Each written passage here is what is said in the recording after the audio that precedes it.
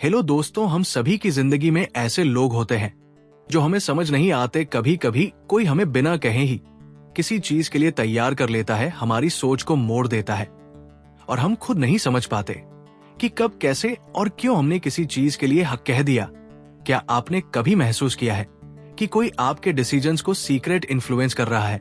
क्या कभी ऐसा हुआ है कि किसी ने आपकी इमोशंस का ऐसा इस्तेमाल किया कि आप अपनी ही जिंदगी में बेबस महसूस करने लगे? Welcome to the world of dark psychology, एक ऐसी दुनिया जहां इंसानी दिमाग को इस तरह समझा और मैनिपुलेट किया जाता है कि इंसान को खुद ही एहसास नहीं होता कि वह एक इनविजिबल ट्रैप में फंस चुका है। एमी ब्राउन की किताब dark psychology, secrets and manipulation इसी रहस्यमयी दुनिया के बारे में बात करती है। ये किताब उन छिपे हुए साइकोलॉजिकल टेक्निक्स और स्ट्रेटेजी को सामने लाती है जिनका इस्तेमाल दू के सबसे चालाक और चालबाज लोग करते हैं, चाहे वो पॉलिटिशियन हो, सेल्स एक्सपर्ट्स हो या फिर वो लोग जो सिर्फ अपने सेल्फिश मोटिव्स के लिए दूसरों के दिमाग से खेलते हैं। इस वीडियो में हम इस किताब का डीप एनालिसिस करेंगे, इसकी हर स्ट्रेटेजी को डिकोड करेंगे और आपको ये समझाएंगे कि कैसे लोग आपकी साइकोलॉजी को हैक करके आपको अपनी मर्जी से चलाने की कोशिश करते हैं। लेकिन सिर्फ यही नहीं, हम ये भी जानेंगे कि आप खुद को इन चालाकियों से बचा कैसे सकते हैं। कई लोग ये समझते हैं कि मैनिपुलेशन सिर्फ मूवीज में दिखाया जाने वाला एक कॉन्सेप्ट है, लेकिन हकीकत में ये हमारे रोजमर्रा की जिंदगी में मौजूद है, हमारे ऑफिस पॉलिटिक्स में, हमारे रिलेशनशिप्स में, हमारी सोशल मीडिया इंटरेक्शंस में और यहाँ तक कि हमारे परिवार के कुछ डायनामिक्स में भी। डार्क साइकोलॉजी का असली खतरा यह है कि ये ज्यादातर लोगों को नजर नहीं आता। जो लोग इसे मास्टर कर लेते हैं वे दूसरों के दिमाग को अपनी मर्जी से मोड़ने की ताकत हासिल कर लेते हैं। इसीलिए ये जानना जरूरी हो जाता है कि आपको मैनिपुलेटेड होने से खुद को कैसे बचाना है। जब भी कोई आपसे कहता है कि तुम ये सोच ही नहीं सकते कि तुम्हारे साथ क्या हो रहा है, तो आपको सतर्क हो जाना चाहिए, क्योंकि अक्सर वही चीजें जो हमें नजर नहीं आती वही सबसे ज्यादा खतरनाक होती है। डार्क साइकोलॉजी का सबसे बड़ा सच यही है कि ये सब कुछ छिपकर बड़ी चालाकी से किया जाता है। ये एक साइलेंट वॉर है जहां वर्ड्स, इमोशंस और ह्यूमन माइंड ही सबसे बड़े हथियार होते हैं। तो क्या आप रेडी हैं इस मनोवैज्ञानिक रहस्य को जानने के लिए? क्या आप जानना चाहते हैं कि डार्क साइकोलॉजी के सीक्रेट्स क्या है और कैसे कुछ लोग आपकी जिंदगी को बिना आपकी इजाजत के कंट्रोल करने की कोशिश कर सकते हैं? अगर हाँ, तो इस वीडियो को अंत तक जरूर देखिए, क्योंकि इसमें हम न सिर्फ आपको इन मैनिपुलेटिव टैक्टिक्स के बारे में बताएंगे, बल्कि आपको इससे बचने के सबसे असरदार तरीके भी बताएंगे। तो चलिए डाइव करते हैं इस फेस्टिकेट साइकोलॉजी हमारी सोच, हमारी भावनाओं और यहाँ तक कि हमारे एक्शंस को भी कंट्रोल कर सकती है। चैप्टर 1, डार्क साइकोलॉजी के सीक्रेट्स और स्ट्रेटेजी। क्या आपने कभी किसी ऐसे व्यक्ति से मुलाकात की है जो बिना कुछ कहे भी माहौल को अपने नियंत्रण में ले लेता है? क्या आपने कभी महसूस किया है कि कुछ लोग इतनी आसानी से दूसरों को इन्फ्लुएंस कर लेते हैं कि सामने वाले को ये तक पता नहीं चलता कि वह उनकी मर्जी से नहीं बल्कि उनके दिमाग के जाल में फंसकर निर्णय ले रहा है? ये कोई जादू नहीं, बल्कि डार्क साइकोलॉजी के गहरे सीक्रेट्स और स्ट्रेटजीजर का उपयोग वे लोग करते हैं जो अपने फायदे के लिए दूसरों के मन और भावनाओं से खेलना जानते हैं। डार्क साइकोलॉजी वो कला है जिसमें मनोवैज्ञानिक तकनीकों का उपयोग करके किसी के सोचने, महसूस करने और निर्णय लेने के तरीके को बदला जाता है। इसे समझने वाले लोग दूसरों को अपनी मर्जी के अनुसार चलाने की क्षमता रखते हैं और उन्हें इसका एहसास तक नहीं होने देते। ये एक ऐसी शक्ति है जिसे सही व्यक्ति एथिकल तरीके से इस्तेमाल कर सकता है, लेकिन गलत व्यक्ति इसे अपने स्वार्थ के लिए एक खतरनाक हथियार की तरह इस्तेमाल कर सकता है। जो लोग डार्क साइकोलॉजी में निपुण होते हैं वे कुछ खास स्ट्रेटजी का उपयोग करते हैं। पहली और सबसे महत्वपूर्ण रणनीति है इमोशन मिररिंग। ये एक ऐसा तरीका है जिसमें मैनिपुलेटर सामने वाले की भावनाओं, हाव भाव और सोचने के तरीके को सटल रूप से कॉपी करता है। जब कोई आपके हाव भाव, बोलने के अंदाज और व्यवहार को धीरे धीरे अपनाने लगता है, तो आपका अवचेतन मन उसे अपने जैसा मानने लगता है। इससे आपके भीतर उस व्यक्ति के प्रति एक अनजाना विश्वास पैदा हो जाता है और यहीं से मैनिपुलेशन की शुरुआत होती है एक और शक्तिशाली रणनीति है फियर बेस्ड कंट्रोल। इंसान का दिमाग स्वाभाविक रूप से डर से प्रभावित होता है। जब हमें किसी चीज का डर होता है तो हम उसे टालने के लिए कुछ भी करने को तैयार रहते हैं। डार्क साइकोलॉजी का उपयोग करने वाले लोग इस डर का फायदा उठाते हैं। वे सटल ऐसे शब्दों और विचारों का इस्तेमाल करते हैं जो आपके दिमाग में अनिश्चितता और भय पैदा करें।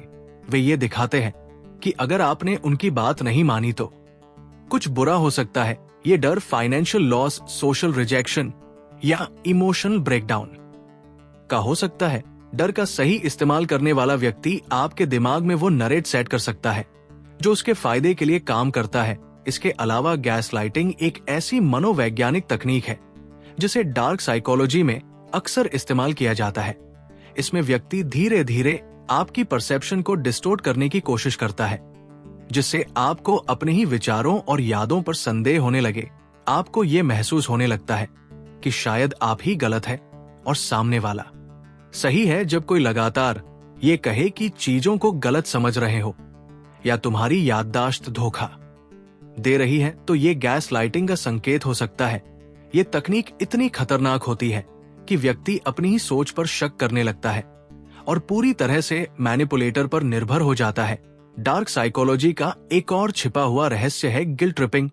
ये एक ऐसी तकनीक है जिसमें व्यक्ति दूसरे के अंदर अपराध बोध की भावना जगाता है ताकि वो उसकी बात मान को मजबूर हो जाए। उदाहरण के लिए, अगर कोई ये कहे अगर तुम मेरी मदद नहीं करोगे तो मैं बहुत परेशान हो जाऊंगा, या अगर तुमने मेरी बात नहीं मानी तो ये दिखाएगा कि तुम्हें मुझसे कोई फर्क नहीं पड़ता, तो ये गिल्ट ट्रिपिंग का एक उदाहरण है। ये एक सटल लेकिन बेहद प्रभावी तरीका है जिससे लोग दूसरों को अपने नियंत्रण में रखते हैं। डार्क साइकोलॉजी के इन सीक्रेट्स का इस्तेमाल सिर्फ व्यक्तिगत रिश्तों में ही नहीं बल्कि बड़े स्तर पर भी किया जाता है। राजनीति, बिजनेस, मार्केटिंग और सोशल मीडिया में भी ये तकनीकें अपनाई जाती हैं। कंपनियां अपने प्रोडक्ट्स बेचने के लिए लोगों के मनोविज्ञान को समझकर विज्ञापन तैयार करती है। वे स्केरस का डर दिखाती है, लिमिटेड टाइम ऑफर या स्टॉक रनिंग आउट फास्ट, जिससे ग्राहक इंपल्स में आकर तुरंत निर्णय लेते हैं। इसी तरह कई नेता जनता के इमोशंस को कंट्रोल करके अपनी रणनीतियों को सफल बनाते हैं। डार्क साइकोलॉजी की सबसे खतरनाक तकनीकों में से एक है आइसोलेशन टेक्निक। इसमें मैनिपुलेटर धीरे धीरे अपने शिकार को बाकी दुनिया से दूर करता है ताकि वो पूरी तरह से उसके कंट्रोल में आ जाए। वो ये महसूस कराता है कि बाकी लोग भरोसेमंद नहीं हैं, सिर्फ वही व्यक्ति सही है। जब कोई व्यक्ति अकेला महसूस करता है तो वो मैनिपुलेटर की बातों पर और अधिक निर्भर हो जाता है। ये तकनीक अब्यूडोस कोई भी सही या गलत तरीके से इस्तेमाल कर सकता है। यदि आप इन तकनीकों को पहचानना सीख जाएं, तो आप न केवल दूसरों की मैनिपुलेशन से बच सकते हैं बल्कि खुद को मेंटली स्ट्रॉन्ग भी बना सकते हैं। अब सवाल ये उठता है, क्या आप इन रणनीतियों को पहचानने में सक्षम हैं? क्या आप जानते हैं कि कोई आपके साथ इन टेक्निक्स का इस्तेमाल कर रहा है? और सबसे महत्वपूर्ण बात, क्या आप खुद को इससे बचाने के लिए तैयार हैं? डार्क साइकोलॉजी के रहस्यों को जानना सिर्फ इसलिए जरूरी नहीं है कि आप दूसरों को कंट्रोल कर सके, बल्कि इसलिए भी कि आप खुद को कंट्रोल करना सीखें। जब आप इन गहरी मान चालों को समझ लेते हैं तो कोई भी आपको आसानी से मैनिपुलेट नहीं कर सकता। अब ये आपके हाथ में है कि आप इस ज्ञान को कैसे इस्तेमाल करते हैं, एक मेंटल शील्ड की तरह या एक साइकोलॉजिकल वेपन की तरह। Chapter 2, analysing dark psychology.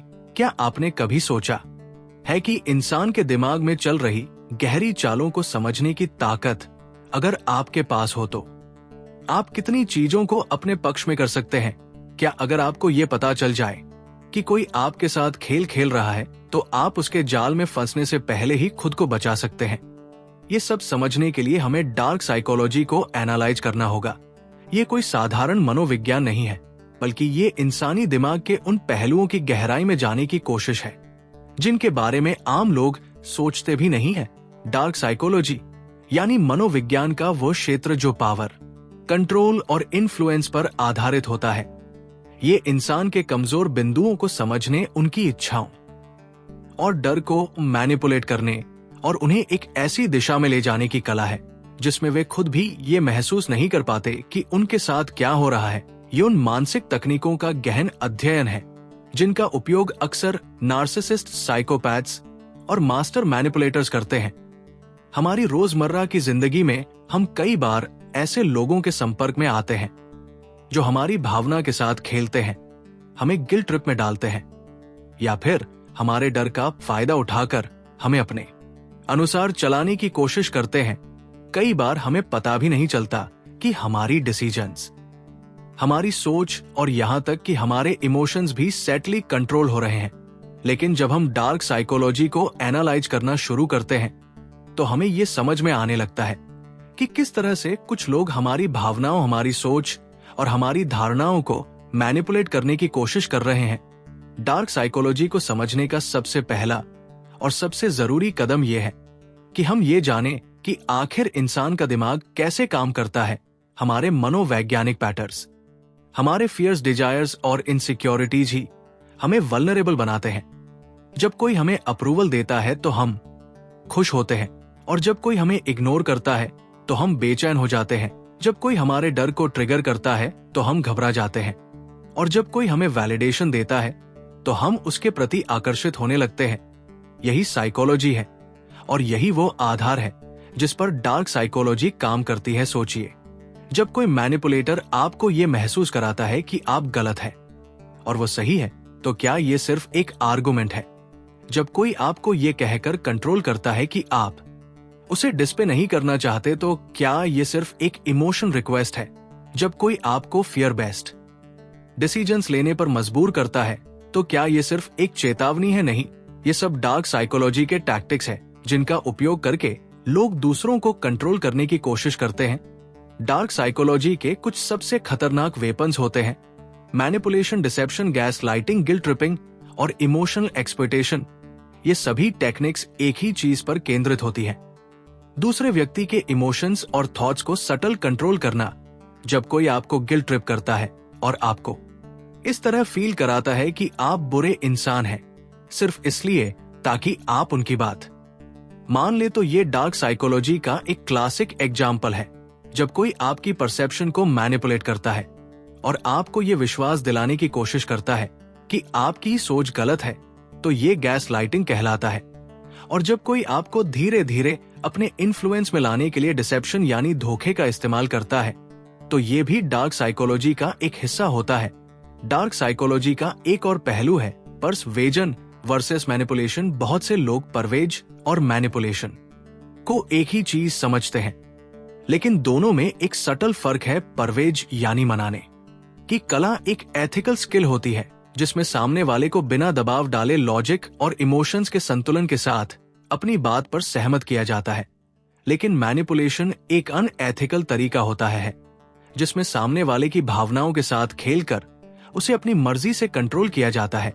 Dark psychology का सही अध्ययन करने पर हमें यह समझ में आता है कि लोग कैसे सोचते हैं, कैसे रिएक्ट करते हैं और किन परिस्थितियों में वे सबसे ज्यादा वल्नरेबल होते हैं। इस ज्ञान को हासिल करने का मतलब ये नहीं है कि हम इसे गलत तरीके से इस्तेमाल करें, बल्कि इसका सही उपयोग हमें सेल्फ डिफेंस में मदद कर सकता है।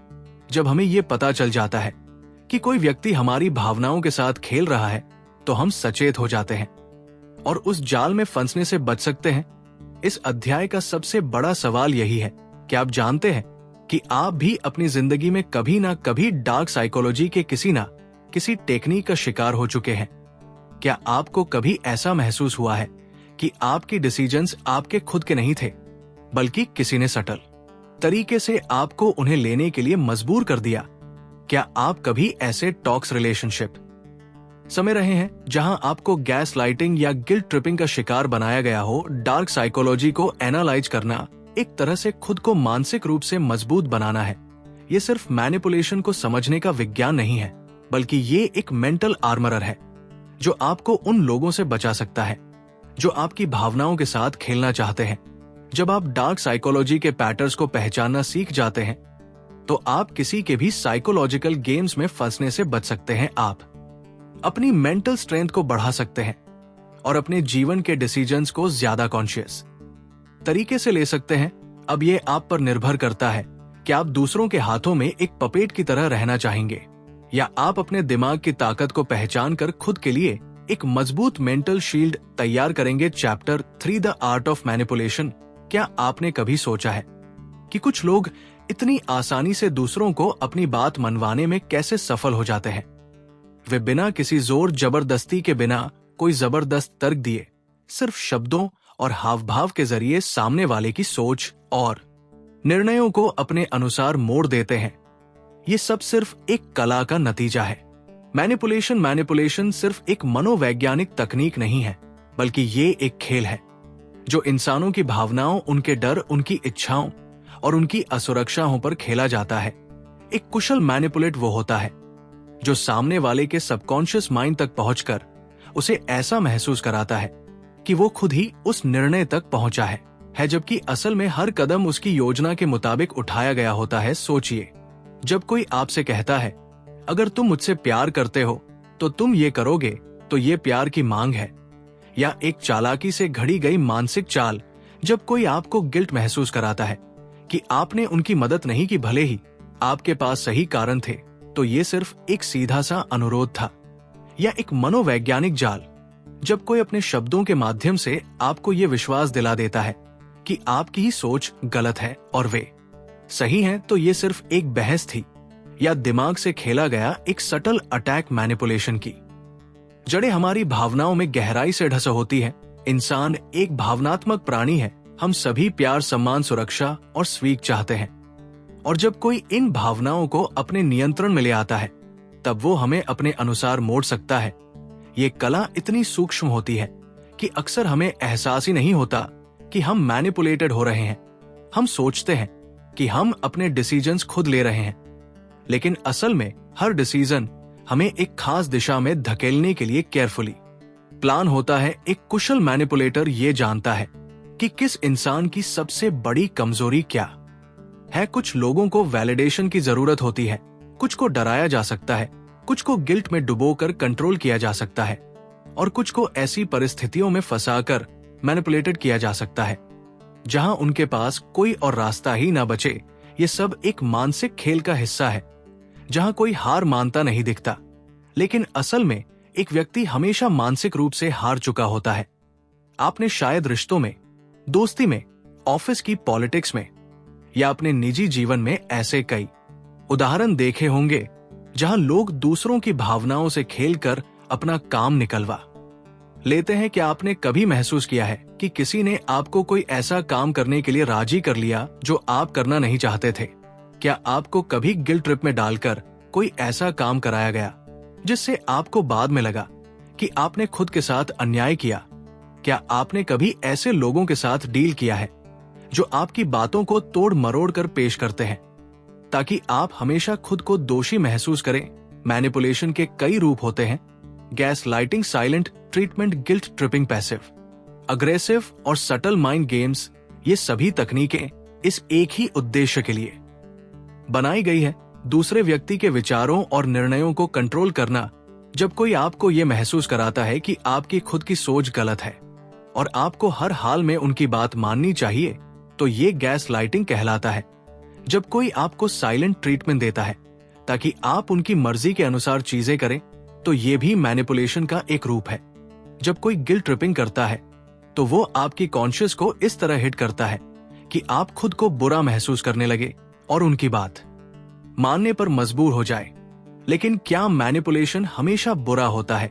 इसका जवाब उतना आसान नहीं है जितना लगता है। कई बार मैनिपुलेशन एक आत्मरक्षा का साधन भी हो सकता है। जब कोई आपको फोर्सफुली प्रभावित करने की कोशिश कर रहा हो, तो कभी कभी सटल मैनिपुलेशन ही वो तरीका होता है जिससे आप खुद को बचा सकते हैं। जब किसी टॉक्सिक व्यक्ति से निपटना हो, जब किसी नार्सिसिस्ट को उनकी ही भाषा में जवाब देना हो, तब ये एक डिफेंसिव वेपन बन सकता है। लेकिन ये समझना बेहद जरूरी है कि आपको मैनिपुलेटेड होने से बचने के लिए मैनिपुलेशन को समझना होगा। अगर आप ये पहचान लेंगे कि कोई आपकी भावनाओं के साथ खेल रहा है, तो आप खुद को इस खेल से बाहर निकाल सकते हैं। आपको ये समझना होगा कि किसी का गुस्सा, कोई इमोशन ड्रिवन आर्गुमेंट या कोई गिल्ट ट्रिपिंग हमेशा जेन्युइन नहीं होती। कई बार ये सिर्फ टैक्टिक्स होती है ताकि आप उनकी मर्जी के अनुसार चले। Chapter 4 the art of persuasion. क्या आपने कभी सोचा है कि कुछ लोग इतने प्रभावशाली क्यों होते हैं। वे कुछ भी कहे लोग उनकी बात को मान लेते हैं। वे जब किसी चीज के लिए रिक्वेस्ट करते हैं तो सामने वाला मना नहीं कर पाता। उनकी प्रेजेंस में एक अलग ही पावर होती है जिससे लोग उनकी बातों से सहमत होने लगते हैं। ये कोई जादू नहीं है, बल्कि ये है पर्सवेशन, यानी मनाने की कला। परवेज एक ऐसी अदृश्य ताकत है जो इंसान के दिमाग में धीरे धीरे असर डालती है। ये कोई जबरदस्ती या मैनिपुलेशन नहीं होती, बल्कि ये एक सटल इन्फ्लुएंस होती है जिसमें सामने वाले को ये महसूस कराए बिना कि उसे प्रभावित किया जा रहा है, उसे अपनी मर्जी से आपके विचारों की ओर आकर्षित किया जाता है। एक कुशल पवेटर वो नहीं होता जो जबरदस्ती करता है, बल्कि वो होता है जो दूसरों के विचारों, इच्छाओं और भावनाओं को समझकर उन्हें अपने पक्ष में मोड़ने में माहिर होता है। सोचिए, जब कोई सेल्स पर्सन आपको एक ऐसा प्रोडक्ट बेच देता है जिसे खरीदने का आपका कोई इरादा नहीं था, तो ये सिर्फ एक अच्छी बिक्री थी।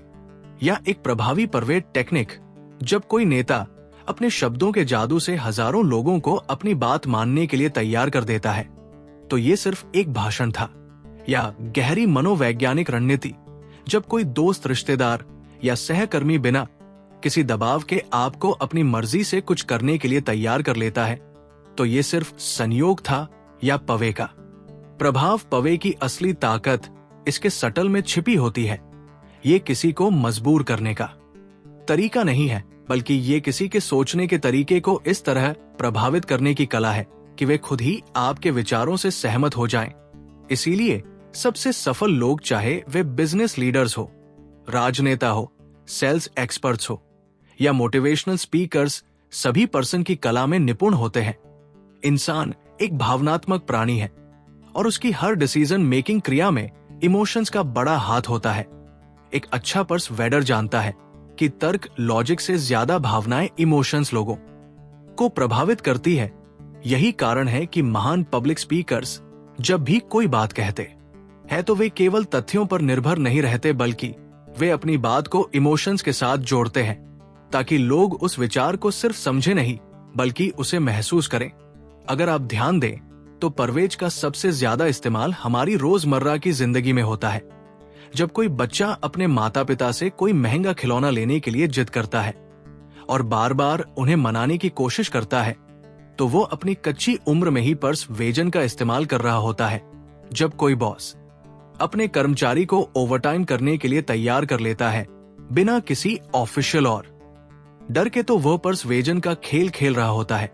जब कोई प्रेमी या प्रेमिका अपने पार्टनर को किसी खास निर्णय के लिए मनाने की कोशिश करता है, तो वो भी इस कला का इस्तेमाल कर रहा होता है।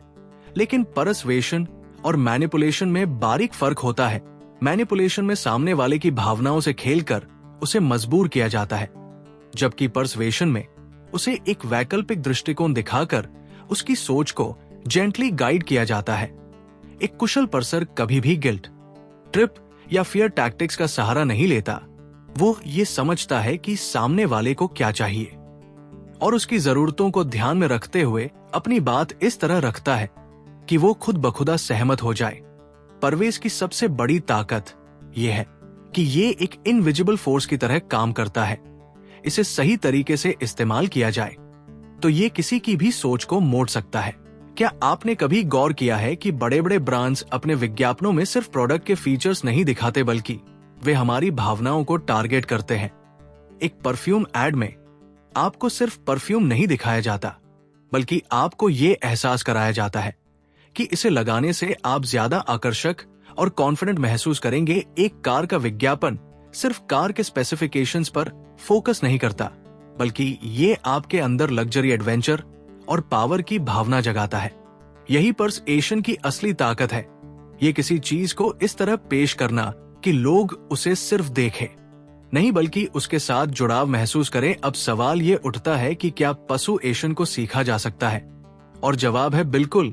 ये कोई जन्मजात गुण नहीं है, बल्कि एक सीखी जाने वाली स्किल है। यदि आप इसे समझ ले तो आप अपनी पर्सनल और प्रोफेशनल लाइफ में इसे एक पावरफुल टूल की तरह इस्तेमाल कर सकते हैं। चैप्टर 4, खुद को डार्क साइकोलॉजी से सुरक्षित कैसे रखें।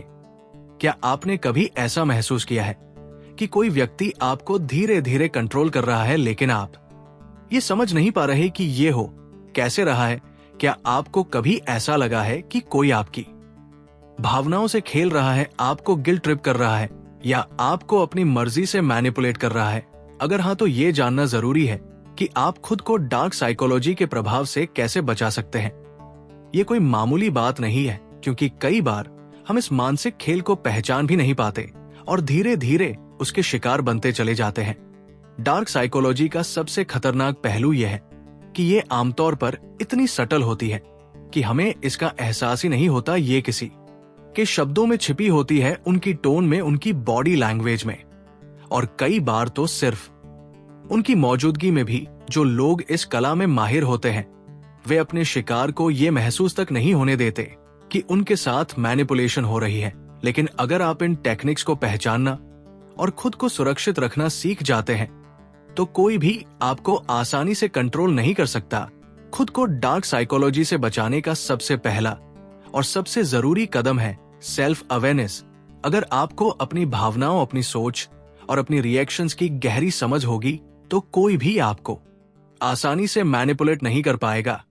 अक्सर मैनिपुलेटिव लोग दूसरों की इनसिक्योरिटीज को टारगेट करते हैं। वे जानना चाहते हैं कि आपको किस चीज की सबसे ज्यादा परवाह है, आपका सबसे बड़ा डर क्या है, और कौन सी चीज आपको सबसे ज्यादा इमोशनली वल्नरेबल बनाती है। अगर आप खुद को अच्छी तरह से जानते हैं और अपनी कमजोरियों को एक्सेप्ट करते हैं तो आप दूसरों को उन कमजोरियों का फायदा नहीं उठाने देंगे। अगला कदम है इमोशनल बाउंड्रीज बनाना। बहुत से लोग इसलिए मैनिपुलेट होते हैं क्योंकि वे अपनी इमोशनल बाउंड्रीज को डिफाइन नहीं कर पाते। उन्हें ये नहीं पता होता कि कब उन्हें किसी की बात को सीरियसली लेना चाहिए और कब उन्हें अपनी एनर्जी को बचाना चाहिए। एक मैनिपुलेटर हमेशा ये चाहेगा कि आप अपनी बाउंड्रीज को भूल जाएं और उनके अकॉर्डिंग एक्ट करें। वे गिल्ट ट्रिपिंग का सहारा लेंगे, आपको ऑब्लिगेटेड महसूस कराएंगे और कई बार आपकी ही भावनाओं को आपके खिलाफ इस्तेमाल करेंगे। अगर आप अपनी बाउंड्रीज को मजबूत बना लेते हैं और नो कहना सीख जाते हैं तो आप खुद को इन मानसिक खेलों से बचा सकते हैं। इसके बाद आता है क्रिटिकल थिंकिंग और लॉजिकल एनालिसिस। एक मास्टर मैनिपुलेटर हमेशा इमोशंस का इस्तेमाल करता है क्योंकि वे जानते हैं कि इमोशंस इंसान को सबसे ज्यादा इन्फ्लुएंस करते हैं। लेकिन अगर आप हर चीज को लॉजिकली एनालाइज करना शुरू कर दें तो आप मैनिपुलेशन से बच सकते हैं। जब भी कोई आपसे कुछ कहे या आपको किसी बात के लिए पुश करे तो खुद से पूछिए, क्या ये सच में सही है या ये सिर्फ एक इमोशनल ट्रैप है? कई बार सिर्फ इतना सोचने भर से ही हम मैनिपुलेशन के जाल से बच सकते हैं। डार्क साइकोलॉजी से बचने के लिए सबसे जरूरी चीज है असर्टिव। ये एक ऐसा गुण है जिसमें आप अपनी बात को मजबूती से रखते हैं लेकिन बिना किसी अग्रेशन के। एक मैनिपुलेटिव व्यक्ति तभी ताकतवर होता है जब सामने वाला कमजोर हो। लेकिन जब आप खुद पर कॉन्फिडेंट होते हैं, अपनी राय को साफ तरीके से रखते हैं और बिना दबाव में आए अपने फैसले लेते हैं तो कोई भी आपको आसानी से मैनिपुलेट नहीं कर सकता। इसके अलावा अपने आसपास के लोगों को समझना भी बेहद जरूरी है। अक्सर जो लोग हमें मैनिपुलेट करते हैं वे हमारी रोजमर्रा की जिंदगी में ही होते हैं। दोस्त, सहकर्मी, रिश्तेदार या कभी कभी तो हमारे सबसे करीबी लोग भी। वे धीरे धीरे हमें इमोशनल ट्रैप्स में फंसाते हैं और हमें ये एहसास तक नहीं होने देते कि वे हमारे दिमाग के साथ खेल रहे हैं। इसीलिए लोगों के वर्ड से ज्यादा उनके एक्शंस पर ध्यान देना जरूरी है। अगर कोई बार बार आपके सेल्फ एस्टीम को गिराने की कोशिश कर रहा है, आपको गिल्ट ट्रिप कर रहा है या आपको मेंटली एग्जॉस्ट कर रहा है तो ये एक रेड फ्लैग है। डार्क साइकोलॉजी से बचने के लिए सबसे प्रभावी तरीका यह है कि आप खुद को मानसिक रूप से मजबूत बनाएं। इसका मतलब है सेल्फ रिस्पेक्ट, सेल्फ वर्थ और सेल्फ कॉन्फिडेंस को बढ़ाना। जब कोई मैनिपुलेटर देखता है कि आप अपनी वैल्यू को समझते हैं तो वे आपको कंट्रोल करने में असफल हो जाते हैं। वे हमेशा उन लोगों को टारगेट करते हैं जो इमोशनल वैलिडेशन की तलाश में होते हैं, जिन्हें अप्रूवल चाहिए होता है या जो इजली इन्फ्लुएंस होते हैं। लेकिन अगर आप अपनी वैल्यू खुद पहचानते हैं तो कोई भी आपको गिल्ट ट्रिप करके कंट्रोल नहीं कर पाएगा। डार्क साइकोलॉजी से बचने के लिए एक और जरूरी चीज है डिस्टेंस मेंटेन करना। अगर आपको ये एहसास हो जाए कि कोई व्यक्ति लगातार आपकी मेंटल हेल्थ को प्रभावित कर रहा है तो सबसे अच्छा तरीका है कि आप उससे धीरे धीरे डिस्टेंस बना ले ये हर बार पॉसिबल नहीं होता, लेकिन जहां भी मौका मिले वहां आपको टॉक सिक लोगों से दूर रहने की कोशिश करनी चाहिए। कभी कभी सबसे अच्छा सेल्फ डिफेंस यही होता है कि आप मैनिपुलेशन के सोर्स से ही दूर हो जाए। सबसे महत्वपूर्ण बात यह है कि खुद को विक्टिम माइंडसेट से बाहर निकाले। कई लोग ये सोचते हैं कि वे बार बार मैनिपुलेट होते रहते हैं और वे इससे बच नहीं सकते, लेकिन सच ये है कि डार्क साइकोलॉजी उन्हीं लोगों पर असर करती है जो इसे समझते नहीं है। जब आप इन साइकोलॉजिकल ट्रिक्स को पहचानना सीख जाते हैं तो आप मानसिक रूप से इतना मजबूत हो जाते हैं कि कोई भी आपको आसानी से मैनिपुलेट नहीं कर सकता। अब सवाल ये उठता है, क्या आप भी कभी किसी के द्वारा मैनिपुलेट हुए हैं लेकिन आपको उस वक्त एहसास नहीं हुआ? क्या आप भी कभी गिल्ट ट्रिप, इमोशनल ब्लैकमेल या गैस लाइटिंग के शिकार हुए हैं? और अगर हाँ, तो क्या अब आप खुद को बचाने के लिए तैयार हैं? डार्क साइकोलॉजी को हर कोई नहीं समझ पाता, लेकिन जो इसे समझ लेते हैं वे अपनी जिंदगी को पूरी तरह से बदल सकते हैं। अब यह आप पर निर्भर करता है कि आप इसे सिर्फ एक साइकोलॉजिकल कान की तरह देखेंगे या इसे एक मेंटल शील्ड की तरह अपनाकर खुद को हर तरह के इमोशनल मैनिपुलेशन से बचाने के लिए तैयार होंगे। तो दोस्तों, अगर आपको ये वीडियो पसंद आया हो और आप चाहते हैं कि मैं इस तरह की और भी किताबों का सार आपके लिए लाता रहूं, तो वीडियो को लाइक करना ना भूलें। अपने विचार कमेंट में जरूर बताएं। क्या आपको कभी ऐसा महसूस हुआ है कि कोई आपको बिना आपके जाने मैनिपुलेट कर रहा था? और अगर हाँ, तो आपने उससे बचने के लिए क्या किया? आपकी राय मेरे लिए बहुत मायने रखती है। और हाँ, अगर आप इस चैनल पर नए हैं तो चैनल को सब्सक्राइब करें और बेल आइकन दबाएं ताकि आपको ऐसे ही दमदार और ज्ञानवर्धक वीडियो सबसे पहले मिल सके। अगली बार हम एक और दिलचस्प किताब के साथ मिलेंगे जो आपकी सोच को और भी ज्यादा तेज और प्रभावी बनाएगी। धन्यवाद।